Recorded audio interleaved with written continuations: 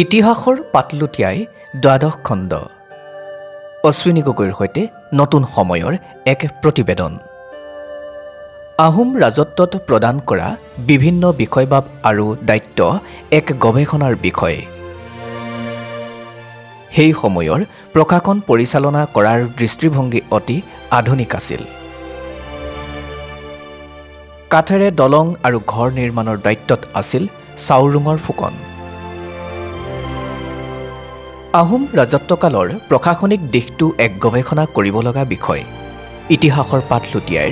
যোৱা 11টা খণ্ডত এই প্ৰসংগত আমি আলোচনা কৰি আহিছো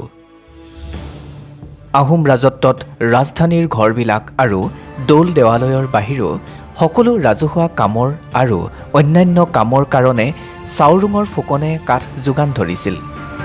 যুদ্ধৰ সময়ত ব্ৰহ্মপুত্ৰৰ ওপৰত কাঠৰ দলং নিৰ্মাণ কৰিছিল আহোম ৰাজ্যত চাওৰুঙৰ ফুকন অতি এক গুৰুত্বপূৰ্ণ বিষয়া আছিল চুলাধৰা ফুকনৰ তলত থকা নাওবৈচাৰ বাহিৰে সকলোবোৰ নাওবৈচা নাওৰ সজুলি আৰু নাওঘুলি নাওঘলীয়া ফুকনৰ তলত আছিল নাওঘুলি মানে ডক য়াৰ্ড আহোম ৰাজত্বকালত অসমত ৰংপুৰৰ নাওঘুলি গড়গাঁৱৰ খাকবাৰী নাওঘুলি মাজুলীৰ চৰাইবাৰী নাওঘুলি দেৰগাঁৱৰ নেঘেৰিটিং নাওঘুলি আদি দহোটা নাওঘুলি আছিল আহোম ভাষাত নাওঘলীয়া ফুকনক ফুকন ৰু বুলি কোৱা হৈছিল ৰু মানে হৈছে নাও ঢেকিয়াল ফুকন খাৰঘৰীয়া ফুকন আৰু নাওঘলীয়া ফুকনৰ মহল আছিল তামুলী ফুকনক আহোম ভাষাত ফুকন মামু বোলা হৈছিল মামু মানে তামোল তেওঁ সদায়ে স্বৰ্গদেউৰ কাষতেই থাকিব লগা হৈছিল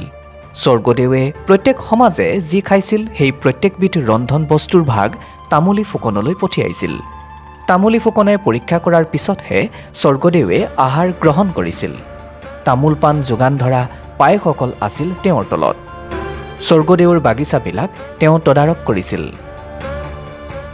স্বৰ্গদেউৰ দিনত পহু মহ বাঘ চৰাই মাছ আদিবোৰ ধৰিবৰ কাৰণে জালেৰে ব্যৱসায় কৰাসকলক তদাৰকৰ দায়িত্বত আছিল জালভাৰী ফুকন তেওঁৰ তলত 1000 পাইক আছিল আহোম ভাষাত তেওঁক ফুকন খে বোলা হৈছিল খে মানে হৈছে জাল খংগীয়া মেলৰ পাইকৰ তদাৰকৰ দায়িত্বত আছিল খংগীয়াল ফুকন চাৰিং ৰজাৰ চাৰিঙীয়া মেলৰ পাইকৰ তদাৰক কৰিছিল চাৰিঙীয়া ফুকনে টিপম ৰজাৰ তলত থকা টিপমীয়া মেলৰ পাইকৰ তদাৰক কৰিছিল টিপমীয়া ফুকনে পৰ্বতীয়া ফুকনে পৰ্বতীয়া কুঁৱৰীৰ মেলৰ পাইকৰ তদাৰক কৰিছিল স্বৰ্গদেৱে তেওঁক অন্য কামতো দায়িত্ব দিছিল ৰাজমন্ত্ৰী পূৰ্ণানন্দ বুঢ়াগোহাঁয়ে বদনচন্দ্ৰ বৰফুকনক ধৰিবলৈ মহেশ্বৰ পৰ্বতীয়া ফুকনক দায়িত্ব দিছিল চিৰিং দেওধাই আৰু বাইলুং আহোমৰ পুৰোহিত পূজাৰী আৰু জ্যোতিষী আছিল